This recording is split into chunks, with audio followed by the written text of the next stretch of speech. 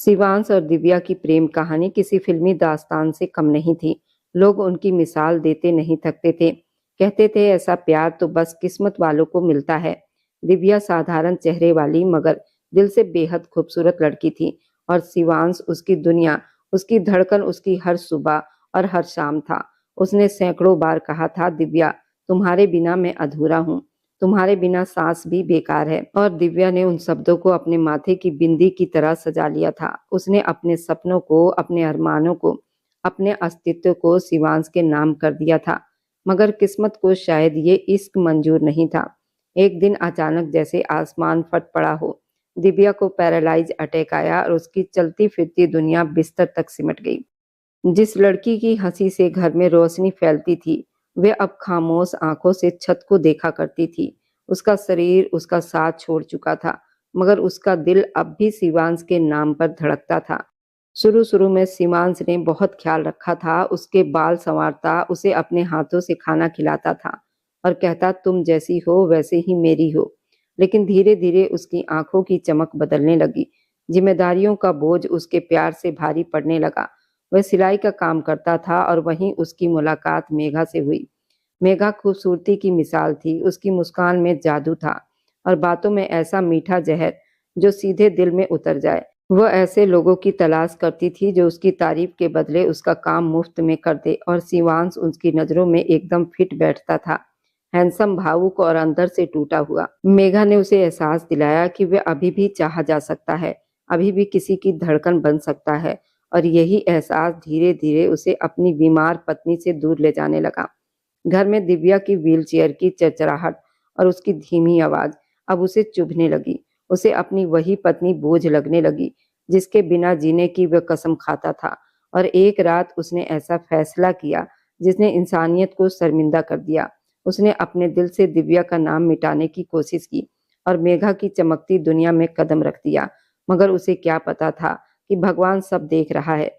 दिव्या अपने कमरे में पड़ी सब समझ रही थी। उसके आंसू खामोश थे, मगर उसकी मोहब्बत अब भी जिंदा थी। और शायद इसी सच्ची मोहब्बत की ताकत थी कि एक दिन शिवांश को अपनी गलती का एहसास होने वाला था।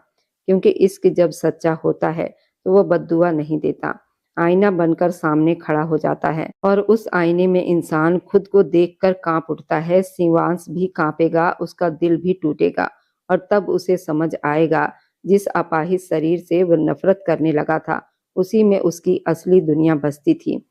मगर क्या तब तक बहुत देर हो चुकी होगी?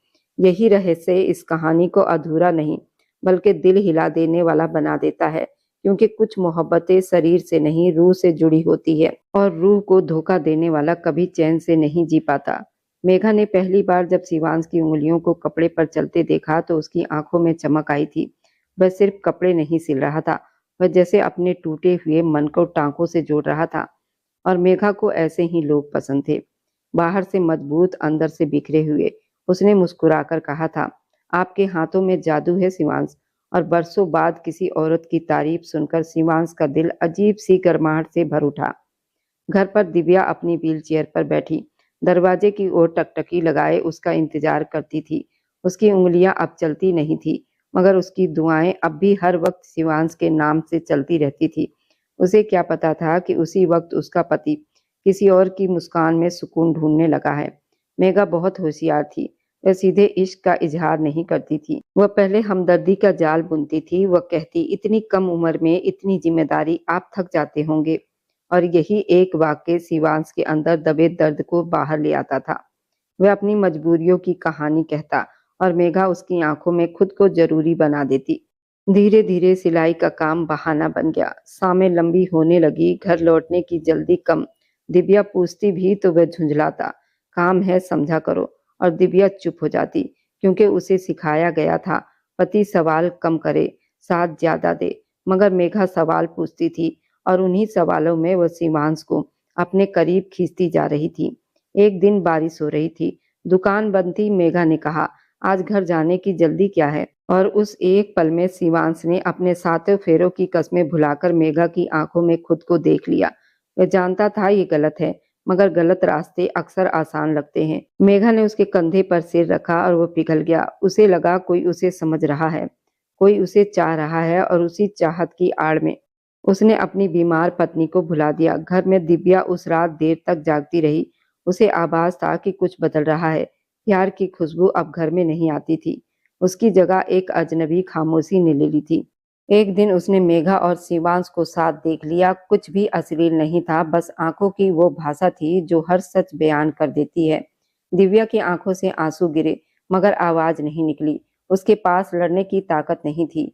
वह सिर्फ टूटी हुई सांसों के साथ अपने ही बिस्तर पर कैद रही और उधर मेघा ने अपना मकसद पूरा कर लिया था।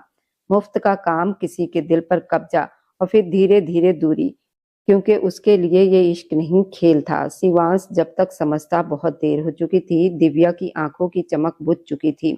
उसने कुछ नहीं कहा। बस एक दिन उसकी हथेली से शिवांश का नाम खुद ब खुद छूट गया और शिवांश को पहली बार एहसास हुआ कि धोखा सिर्फ जिस्म से नहीं, भरोसे से होता है।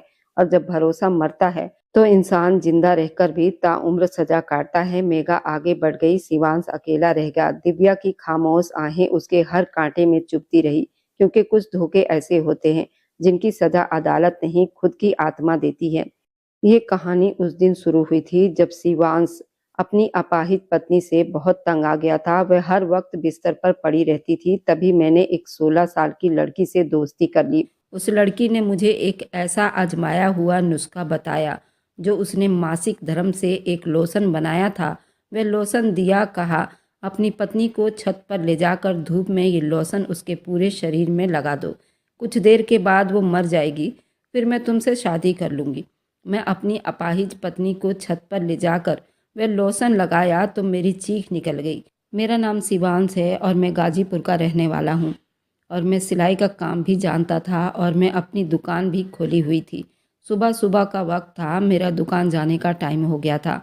मैं एक मशहूर टेलर था। ऐसा खूबसूरत मशहूर टेलर पूरे इलाके में नहीं था।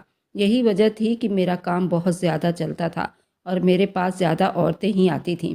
कभी कभी हंस बोलकर बातें भी कर लिया करती थीं। मैं भी मुस्कुराकर बात कर लिया करता था, जबकि मुझे पता था मुझे इन लोगों से काम है, तो मैं कोई इन लोगों से झगड़े करने तो नहीं बैठा था ना। वह भी अपने काम से आती थी और मुझे भी काम होता था। इसी तरह मैं प्यार मोहब्बत से बातें कर लिया करता था। फिर मैं पूरे इलाके में बदनाम हो गया था कि मैं बहुत ज़्यादा दिलफेक इंसान हूँ, जबकि ऐसी कोई बात नहीं थी। मेरी पत्नी, जो कि बहुत ज़्यादा खूबसूरत थी, हम दोनों ने लव मैरिज की थी।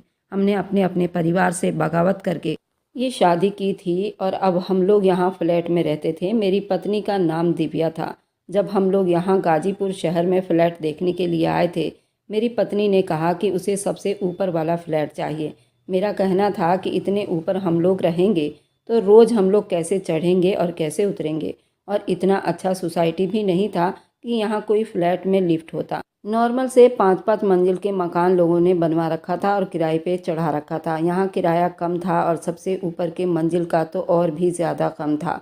दिव्या ने कहा कि ऊपर वाले फ्लैट में आपको छत भी मिल जाता है और छत के अपने ही फ़ायदे होते हैं, इसलिए ऊपर वाला, सबसे ऊपर वाला मंजिल ही चाहिए। वैसे ऊपर वाले फ्लैट की कीमत कम थी क्योंकि वो बहुत ऊंचा था और लोग इतने ऊपर से नीचे आने जाने को बड़ा मुश्किल समझते थे। मेरी पत्नी और मैं दोनों ही जॉब करते थे, तो हमारे साथ ऐसी कोई प्रॉब्लम नहीं थी। मेरी पत्नी का कहना था कि ऐसे हम लोगों की वर्जिश भी हो जाया करेगी, क्योंकि मेरा भी टेलरिंग का काम था और पूरे दिन बैठना ही होता था। मेरी पत्नी भी बैगों का काम करती थी, तो उसे भी पूरे दिन मशीन पर ही बैठना होता था। दिव्या को छत बहुत ज़्यादा पसंद थी। वह कहती थी कि शाम को चाय वगैरह बनाकर छत पर खुले आसमान के नीचे परिंदों को देखना और चारों तरफ हरे भरे देखना, साथ में चाय पीना, उसका अलग ही आनंद होता है, जिसे पूरे दिन की काम करने की थकान उतर जाती है। मैंने दिव्या की बात मान लिया और हम दोनों ने उस बिल्डिंग का सबसे ऊपर वाला मंजिल ही ले लिया। लेकिन एक दिन ऐसा हुआ कि उसकी तबीयत थोड़ी ख़राब थी, लेकिन उसने मुझे ये नहीं बताया था कि उसकी तबीयत ख़राब है। वह सुबह जॉब करने चली गई थी और मैं भी अपनी दुकान पर निकल लिया था। हम दोनों के पास घर की अलग अलग चाबी होती थी। शाम को जॉब करके आते समय सीढ़ियाँ चढ़ते वक्त उसको चक्कर आ गया और सबसे ऊपर वाली मंजिल पर पहुंची ही थी कि उसका पाँव फिसला और सीधे नीचे गिरती आई। दिव्या के कमर में चोट लग गई। अब डॉक्टर का कहना था कि कमर की सारी नसें ब्लॉक हो गई हैं, जिसकी वजह से वो अपने पैरों को हिला नहीं सकती और उसके सर में भी काफ़ी चोट लग गई है और उसके पैरों के हिस्से सुन्न हो गए हैं। शायद अब कभी वो अपने पैरों पर चल नहीं सकती थी और ना ही बोल पाती। क्योंकि उसे बहुत ज़्यादा झटका लगा था। झटके के गिरने की वजह से दिव्या की बॉडी पर बहुत ज़्यादा फर्क पड़ा था और कई हिस्से उसके डैमेज हो गए थे। अब इस बात को 1 साल होने वाले थे। मैं ही दिव्या के सारे काम करता, दिव्या के लिए खाना बनाता, पूरे घर की सफाई करता था, पैसा भी कमाता था, उसको नहलाता धुलाता था, उसको बाथरूम भी करवाता था।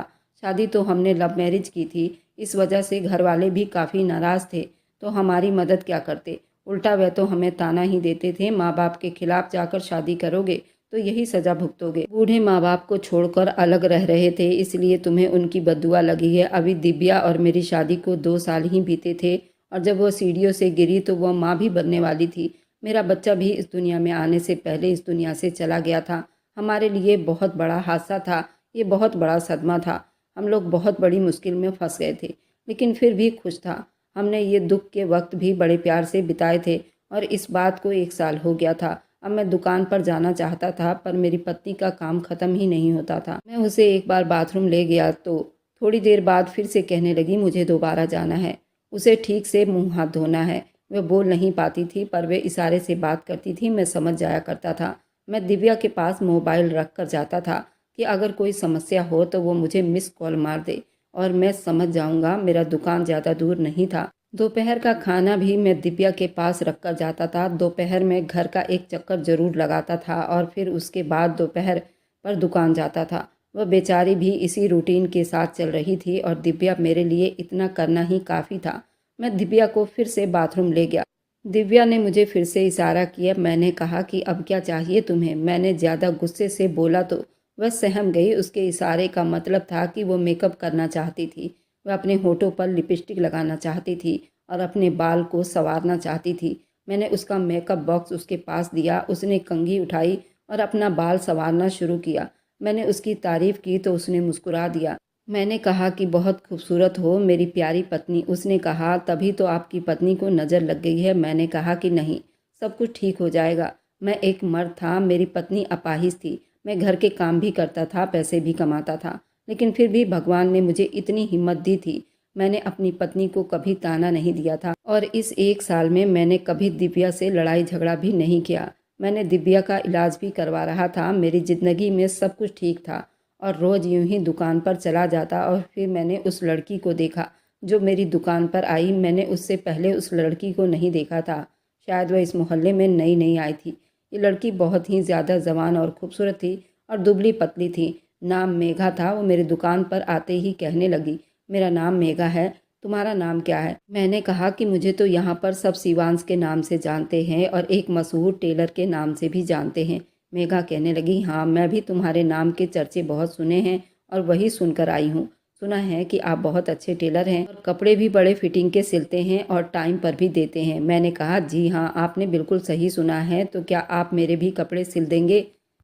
और मुझे समय पर चाहिए। असल में मेरे परिवार में एक शादी है और हर रस्म में मैं एक नया कपड़ा पहनती हूँ। ये मेरी आदत है क्योंकि मैं सबसे अलग दिखना चाहती हूँ, इसलिए मुझे कोई 15-16 ड्रेस सिलवानी है 10 दिन के अंदर अंदर। क्या आप मेरा ये काम कर सकते हैं? मैंने कहा कि हाँ, लेकिन अर्जेंट काम के पैसे थोड़े ज़्यादा लगेंगे। उसने कहा कि पैसों की परवाह मत करना, जब मैं तुमसे इतने सारे इतने कीमती कपड़े सिलवा सकती हूँ तो पैसे भी दे सकती हूँ। मेरे पास पैसों की कोई कमी नहीं है। मैं खुश हो गया कि चलो मुझे ये बड़ा काम भी मिल गया था। काफ़ी दिनों से काम मेरा मंदा ही चल रहा था और दिव्या के इलाज के लिए भी मुझे पैसों की ज़्यादा ज़रूरत थी।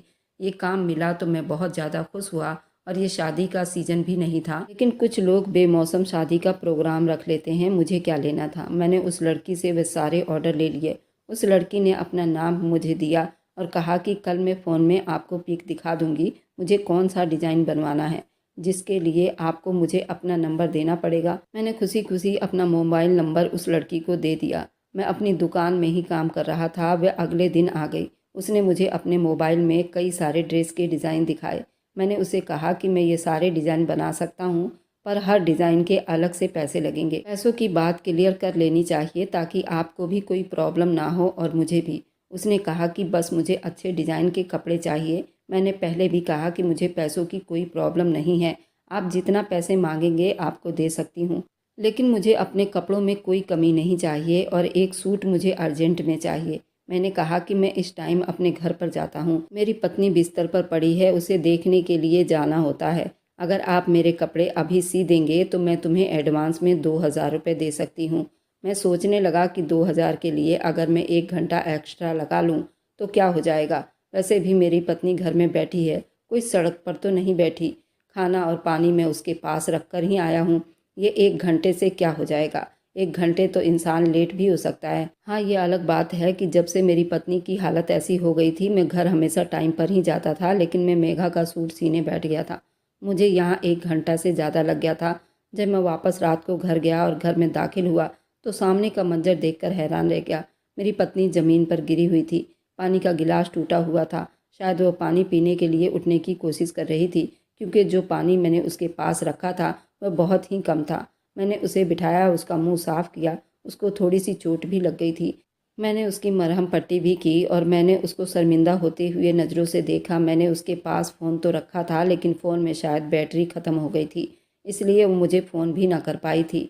मैंने कहा कि मुझे माफ़ कर दो, मुझे काम था, बहुत अर्जेंट काम था। वो मुझसे इशारे में पूछने लगी क्या काम था, तो मैंने कहा कि दुकान का काम नहीं था, मेरे एक रिश्तेदार की मौत हो गई थी। मैंने उसे झूठ बोला। अगर मैं उसे ये कहता कि मैं किसी लड़की के कपड़े सीने में बिजी हो गया था और उस लड़की के कपड़े सीने में मैंने इतनी देर लगा दी और इसी चक्कर में तुम नीचे गिर गई हो और तुम्हारे साथ इतना बुरा हुआ है, वह ज़रूर मुझ पर गुस्सा होती। आखिर पत्नी तो पत्नी होती है, चाहे वह बिस्तर पर अपाहिज ही पड़ी थी। आखिर मैं उसको क्या जवाब देता, इसलिए मैंने बहाना बना दिया और झूठ बोल दिया। दिव्या ने भी मुस्कुराकर सर हिला दिया। उसका मतलब था कि कोई बात नहीं। मैं सोचने लगा मुझे दिव्या के साथ ऐसा नहीं करना चाहिए था। मैंने काम तो कर दिया था, पर अभी उस लड़की ने मुझे पैसे नहीं दिए थे। उसने कहा कि सारे पैसे एक साथ ही देंगे। वह जब भी मेरी दुकान पे आती मुझे अजीबोगरीब तरह की अदाएं दिखाती, मेरी आंखों में देखती, कभी अपने दुपट्टे से खेलने लगती। दुपट्टा तो उसने बस गले में ही डाला होता था। उसका फिगर तो कमाल का था, किसी भी मर्द को अपनी तरफ देखने पर मजबूर कर दे। उसके कपड़े भी बहुत बारीक होते थे।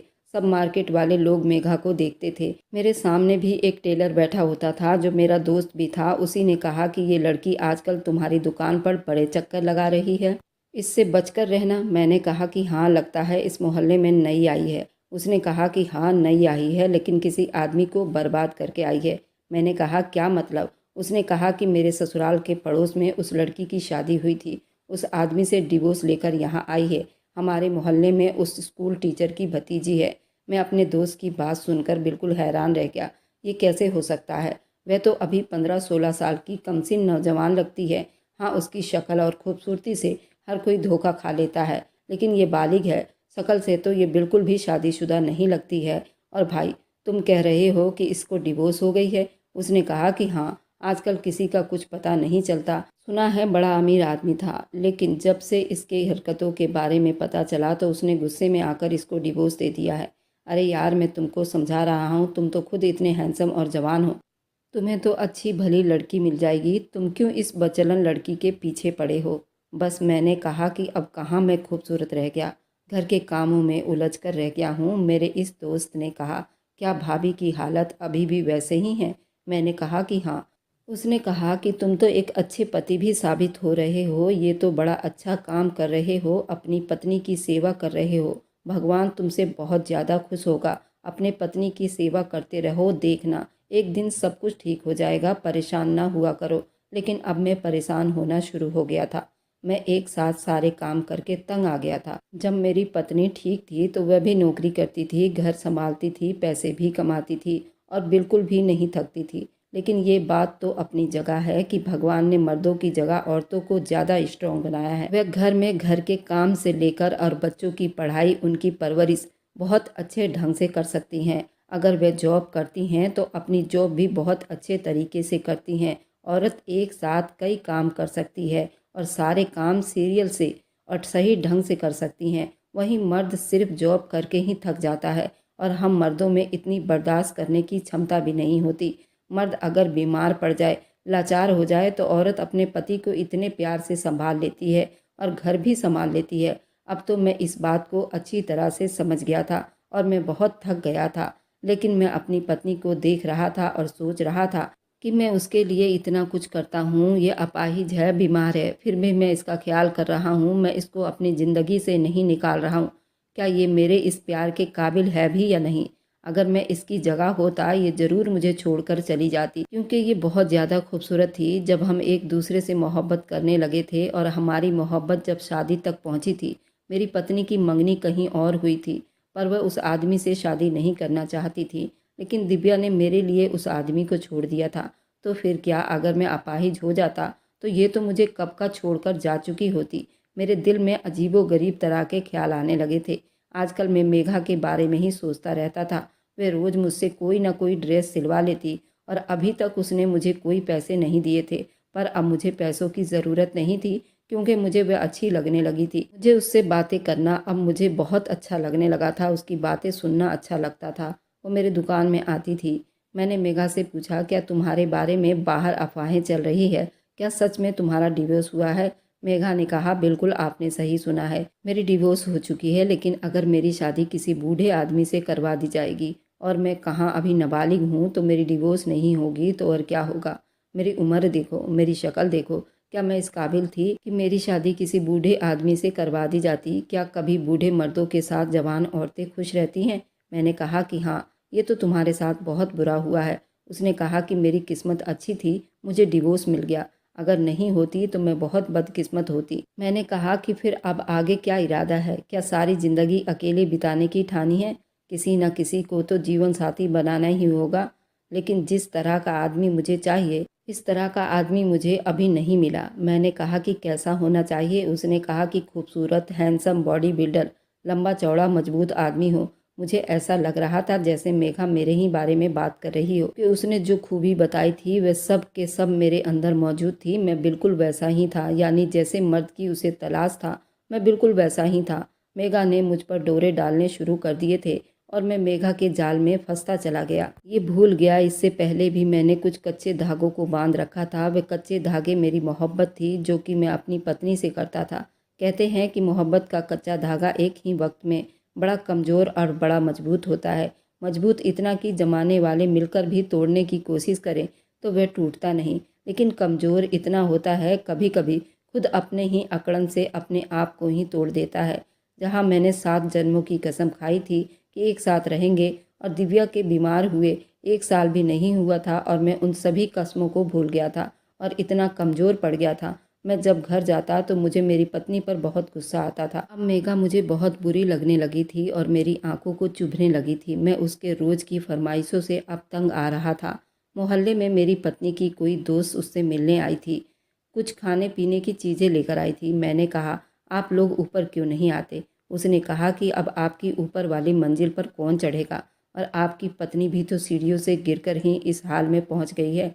मैंने कहा, आप सभी लोग मिलकर भगवान से प्रार्थना करें कि मेरी पत्नी जल्द ठीक हो जाए। उस औरत ने कहा, ऐसे लोग बहुत कम ठीक होते हैं, मेरी बहन के साथ भी ऐसा हुआ था। वह यूं ही 15 साल बिस्तर पर पड़ी रही और उसके बाद मैंने कहा, क्या वह ठीक हो गई? उसने कहा कि नहीं, वह इस दुनिया से ही चली गई। मैं दिव्या की सहेली की बात सुनकर बहुत ज़्यादा मायूस हो गया था। क्या मैं सारी ज़िंदगी अपनी बीमार पत्नी की सेवा करते हुए बिता दूंगा? और ये सच था। अब मेरी पत्नी को बीमार हुए दूसरा साल हो चुका था और मैं अब ऊब चुका था उसकी सेवा कर करके, लेकिन अभी तक वो बिल्कुल भी ठीक नहीं हुई थी। डॉक्टर ने भी कोई अच्छी खबर नहीं सुनाई थी। मैं दिव्या को हर महीने डॉक्टर के पास लेकर जाया करता था। एक दिन मुझे मेघा ने एक बड़ी अजीब बात कही। उसने कहा कि मैं तुम्हें पसंद करती हूँ, तुमसे शादी करना चाहती हूँ। मैंने अपने बारे में सब कुछ बता दिया और अपनी पत्नी के बारे में भी उसे सब कुछ बता दिया। मैंने मेघा को अपनी पत्नी की तस्वीर भी दिखाई थी। तब उसने कहा था कि वो बहुत खूबसूरत है। उसने कहा कि देखो, अब ना तो तुम पहले जैसे जवान रहे, अपनी पत्नी की सेवा करके तुम्हारे अंदर बुढ़ापा आ रहा है, और ना ही अब तुम्हारी उम्र है ये सब करने की। क्या तुम सारी ज़िंदगी अपनी पत्नी की सेवा करते रहोगे और उस अपाहिज औरत की गुलाम बनकर रहोगे? अभी तो तुम्हारी बहुत उम्र पड़ी है और तुम एक भरपूर जवान मर्द हो। अपनी पत्नी की टेंशन में तुम अपने उम्र से ज़्यादा बूढ़े हो गए हो। मैं चाहती हूँ कि तुम फिर से अपनी जवानी की तरफ आओ और हम दोनों भागकर शादी कर लेते हैं, और तुम्हें दौलत की फ़िक्र करने की ज़रूरत नहीं। वह तो मैंने डिवोर्स लेते समय अपने बूढ़े पति से बहुत सारी दौलत ऐंठ ली। हमें पैसों की कोई समस्या नहीं होगी। हम दोनों किसी दूसरे शहर में जाकर अपनी दुकान बना लेंगे। मैं घर संभालूंगी, तुम दुकान पर अपना काम करना। भगवान ने तुम्हारे हाथ में बहुत हुनर दिया है, हम हुनर तो कहीं भी इस्तेमाल कर सकते हैं। मैंने कहा कि पर मेरी पत्नी का क्या होगा, मैं उसे ऐसे छोड़कर तो नहीं जा सकता। उसने कहा, क्यों नहीं जा सकते? अपनी पत्नी से छुटकारा कैसे हासिल करना है ये तुम्हारा काम है। मैं तुम्हारे साथ भाग जाने को तैयार हूँ। मैं सोच में पड़ गया और मेरे दिमाग में एक आइडिया आ गया। मैंने कहा कि मेरी पत्नी ना तो चल सकती है ना उठ सकती है और ये बीमार भी है। मैंने उसके लिए जो करना था कर लिया। शायद अब इसको भी अपने जीवन से छुटकारे की ज़रूरत है। एक दिन मैं उसे छत पर ले गया। व्हील चेयर के ऊपर बैठाया हुआ था उसको मैंने। वह भी बहुत खुश हुई कि चलो आज उसे खुला आसमान नजर आएगा। बड़ी मुश्किल से मैंने उसे ऊपर लेकर आया था, लेकिन वह ये देखकर हैरान रह गई कि ये कोई शाम का वक्त तो नहीं था बल्कि तपती दोपहरी थी। वो मुझसे कहने लगी, नीचे ले चलो, यहाँ बहुत गर्मी हो रही है। उस वक्त बड़ी तेज़ धूप थी। मैंने कहा, क्यों? तुम्हें तो छत बहुत पसंद थी ना, और तुम्हें तो धूप बहुत पसंद थी। तुम आसमान को देखना चाहती थी। अब यहीं पर बैठो और मैं जा रहा हूँ। और हाँ, मैं नीचे नहीं जा रहा हूँ बल्कि मैं अपनी ज़िंदगी जीने जा रहा हूँ। मैं तुम्हारी सेवा कर कर के तंग आ गया हूँ। तुम क्या चाहती हो कि सारी ज़िंदगी तुम्हारे काम करता रहूँ, तुम्हारा गुलाम बना रहूँ, तुम्हारा नौकर बना रहूँ? मेरी शक्ल देखो, तुम जैसी एक नहीं 10 लड़कियाँ मिल सकती हैं, तो फिर मैं अपनी ज़िंदगी तुम्हारे साथ ख़राब क्यों करूँ? मुझे माफ़ कर देना, जितना मैंने तुम्हारे लिए कर लिया इससे ज़्यादा नहीं कर सकता। अगर तुम अपने कदमों पर खड़ी हो जाती तो शायद हमारी ज़िंदगी में सब कुछ ठीक हो जाता, लेकिन अब तुम कभी पहले जैसी नहीं बन सकती हो। डॉक्टर का भी यही कहना है और सारे लोग भी यही कह रहे हैं। मेरी पत्नी परेशान होने लगी। मैंने कहा कि तुम यहीं पर पड़ी रहोगी और 3-4 दिन नहीं तो 1 हफ्ते में तुम्हें अपनी ज़िंदगी से हमेशा के लिए शायद छुटकारा मिल जाए। जब तक लोगों को पता चलेगा तुम इस दुनिया में नहीं रहोगी, तब तक मैं यहाँ से कहीं दूर चला जाऊँगा। एक लड़की है जिससे मैं मोहब्बत करता हूँ, बस उसी के साथ जा रहा हूँ। मैंने व्हीलचेयर को लॉक कर दिया और वह अपने व्हीलचेयर को घुमा भी नहीं सकती थी। बिलखती चीखती उस व्हीलचेयर पर बैठी रही। वैसे भी उसका एक हाथ काम नहीं करता था। वह अपने दबी दबी से आवाज़ में चिल्लाने लगी, मुझे पुकारने लगी, पर मैंने पलटकर नहीं देखा। मैं सीधा अपने कमरे में आ गया और अपना सामान समेटने लगा। मैंने अपना फ़ोन निकाला और मेघा को फ़ोन किया। मेघा भी तैयार बैठी थी। घर का सामान समेटते समेटते दोपहर से रात के 9 बज गया था। क्योंकि हम दोनों को रात को ही निकलना था, कोई हमें देख न ले, यह आइडिया भी मुझे मेघा ने दिया था। जब रात को हम दोनों उस बिल्डिंग को छोड़कर आ गए और मैंने अपना सिलाई का दुकान भी खाली कर दिया। अब मुझे यहाँ आए हुए 1 महीना बीत गया था और मुझे अपनी पत्नी दिव्या के बारे में कुछ भी अता पता नहीं था। वह जिंदा थी या मर गई थी। मेरे फ़ोन पर एक मैसेज ने मेरी दुनिया हिलाकर रख दी थी। मेरी पत्नी दिव्या मरी नहीं थी, बल्कि वह तो अपने पैरों पर खड़ी हो गई थी। दिव्या ने अपने आप को बचाने के लिए अपनी ताकत का इस्तेमाल किया और वह अपने पैरों पर खड़ी हो गई और उसे पूरा दिन लगा 5वीं मंजिल से नीचे आने में। उसने अपने आप को मजबूत दिखाया। उसने किसी का सहारा नहीं लिया और ना ही उसने किसी को आवाज़ देकर बुलाया। वह उस दिन बहुत खुश थी। उसने कहा कि भगवान जो भी करता है अच्छा ही करता है। शायद मेरे अपाहिज होने की वजह भी मेरा पति ही था। उसके जाते ही मैं अपने पैरों पर खड़ी हो गई। शायद मैं अपने लिए अच्छे इंसान का चुनाव नहीं किया था। मेरे बुरे वक्त में वह इंसान मुझे छोड़कर भाग गया। वह क्या अच्छा हो सकता है? मेरी पत्नी सीधे अपने माँ बाप के घर गई और उनके पैरों में बैठकर रोने लग गई। माँ, आपने जो मेरे लिए जीवन साथी चुना था शायद वही मेरे लिए ठीक था, और जो मैंने अपने लिए चुना था वह इंसान कहीं से भी अच्छा इंसान नहीं था। उसके माँ बाप ने दिव्या को गले से लगा लिया और उसने कहा कि कोई बात नहीं बेटा, गलती इंसान से ही होती है। दिव्या के माँ ने कहा कि पहले तुम अच्छी तरह स्वस्थ हो जाओ, फिर हम तुम्हारे बारे में कुछ सोचेंगे। इसी तरह दिव्या को 2 साल बीत गए और वो पूरी तरह स्वस्थ हो गई। इधर शिवांश और मेघा के बुरे दिन शुरू हो गए थे। मेघा कोई अच्छी लड़की नहीं थी। वह कपड़ों की तरह बॉयफ्रेंड बदलती थी। जितने पैसे शिवांश कमाता वह अपने मेकअप और लिपस्टिक में उड़ा देती थी। शिवांश अब हर रोज़ पछता रहा था। दिव्या से माफ़ी मांगना चाहता था, लेकिन दिव्या उससे मिलना नहीं चाहती थी। उसने कहा कि मैंने एक बार गलत इंसान को चुन लिया था। उस बात पर मैं आज तक पछता रही हूँ। अब मुझे आपकी ज़रूरत नहीं। मेघा और शिवांश का एक बच्चा हुआ था। शिवांश का कहना था ये बच्चा मेरा नहीं। मेघा भी उसको कब का छोड़कर जा चुकी थी। वह शिवांश उस बच्चे को पाल रहा था। वह हर रोज़ दिव्या से अपनी गलतियों की माफ़ी मांगता और उससे कहता हम दोबारा से अपनी ज़िंदगी जी सकते हैं। लेकिन दिव्या के माँ बाप दिव्या को मेरे साथ भेजने के लिए तैयार नहीं थे और दिव्या भी मेरे साथ रहने के लिए तैयार नहीं थी। अब मैं अपने किए पर बहुत पछता रहा हूँ। दिव्या तो अपनी जगह बिल्कुल ठीक थी। आप सभी लोग मेरा साथ दीजिए और मुझे बताइए मैं अपनी पत्नी दिव्या को कैसे मना सकता हूँ। मुझे दिव्या हर हाल में चाहिए। मैं दिव्या के बिना अधूरा हूँ। आप लोग मुझे ऐसा आइडिया बताइए मेरी पत्नी दिव्या मेरे साथ आकर रहने लग जाए, क्योंकि मुझे पता है मैं एक बुरा इंसान हूँ, लेकिन मैं सुधरना चाहता हूँ। अब मैं आगे की ज़िंदगी दिव्या के साथ बिताना चाहता हूँ। आप लोग दिव्या को मनाने में मेरी मदद कर सकते हैं। मैं बहुत मजबूर हो गया हूँ। मेरे माँ बाप भी मेरा सपोर्ट नहीं करते। वह तो पहले ही मुझे बातें सुनाते थे जब मैंने दिव्या से शादी की थी। अब दिव्या तो मेरी ज़िंदगी में नहीं है, तब भी वो मुझे स्वीकार नहीं करते। वे कहते हैं तू बहुत बुरा इंसान है, तुझे अपने घर में जगह नहीं देंगे, क्या पता तू हमें भी मार दे। दिव्या ने तो मेरे ऊपर कोई केस नहीं किया, लेकिन मैं अपने बुरे कर्मों को रोज़ याद करके रोता हूँ और पछताता हूँ। मैं अब अकेले उस बच्चे के साथ रहता हूँ। मुझे उस बच्चे से लगाव तो है, लेकिन वो मेरा खून नहीं। मेघा ने मेरे साथ बहुत बुरा किया। शायद मैं इसी लायक था। मुझे मेघा का तो पता चल गया है वो कहाँ है। आजकल वह किसी और आदमी के चक्कर में पड़ी है, लेकिन उस आदमी ने उसके साथ शादी नहीं की और मैं भी मेघा को नहीं रखना चाहता। मैंने तो मेघा के साथ शादी की थी। अब मैं और ये बच्चा अकेले रहते हैं। इसमें इस बच्चे का तो कोई कसूर नहीं है। आप लोग बताइए क्या मुझे इस बच्चे को मेघा को दे देना चाहिए या नहीं, क्योंकि मैंने डीएनए टेस्ट भी करवाया था। ये बच्चा मेरा नहीं है। इसी तरह मुझे अब 3 साल बीत चुके थे। तड़पते हुए एक दिन अचानक आज अस्पताल की उस लंबी थकी हुई लाइन में मैं अपने 3 साल के बेटे की उंगलियां थामे खड़ा था। आंखों के नीचे काली थकान, दिल में बीते सालों का बोझ लिए।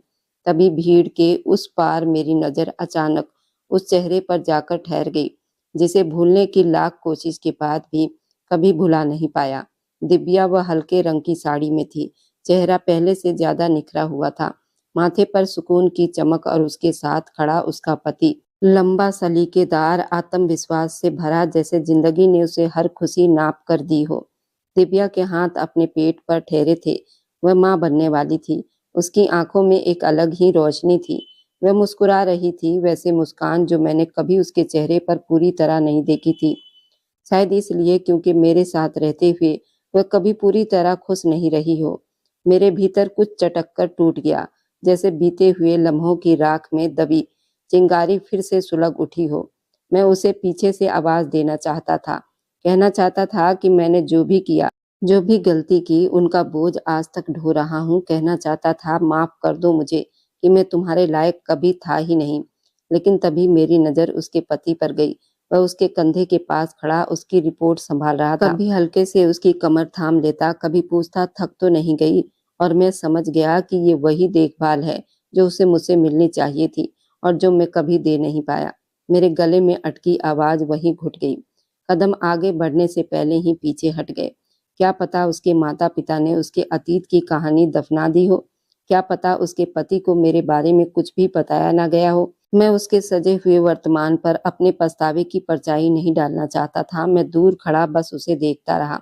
वह सच में खुश थी, और अजीब बात ये थी कि उसके खुश होने से मेरे सीने में उठता दर्द थोड़ा हल्का भी हो रहा था। मेरे बेटे ने मेरा हाथ खींचकर कहा, पापा कब आएगा नंबर? और मैं वर्तमान में लौट आया। मैंने उसे गोद में उठा लिया और एक बार फिर दिव्या की ओर देखा। उसने मुझे नहीं देखा। शायद देखती तो भी पहचानने से इनकार कर देती, और शायद वही सही भी होता। उस पल मुझे लगा कि सजा यही है कि मैं उसे किसी और के साथ इतना खुश देखूं और चुपचाप मुस्कुरा दूं, क्योंकि जिसने कभी किसी के दिल को अधूरा छोड़ा हो, उसे पूरी कहानी के हिस्सा बनने का हक नहीं होता। उसकी आंखों की चमक देखकर पहली बार दिल से दुआ निकली कि उसका घर यूं ही आबाद रहे, उसकी कोख सलामत रहे, उसका पति हमेशा उसके चेहरे की मुस्कान की हिफाजत करे, और मैं अपने हिस्से की पछतावे के साथ जीता रहूं, क्योंकि शायद मुझ जैसे इंसान का यही अंजाम होना चाहिए। दूर खड़े होकर उस खुशी को देखना जिसे संभालने की काबिलियत कभी खुद में थी ही नहीं। अगर आज की कहानी ने आपके दिल के किसी कोने को छू लिया हो, तो आगे आने वाली रोमांच से भरी दिलचस्प कहानी के सफर में मेरे साथ बने रहने के लिए मेरे चैनल को लाइक और सब्सक्राइब जरूर करते जाएं।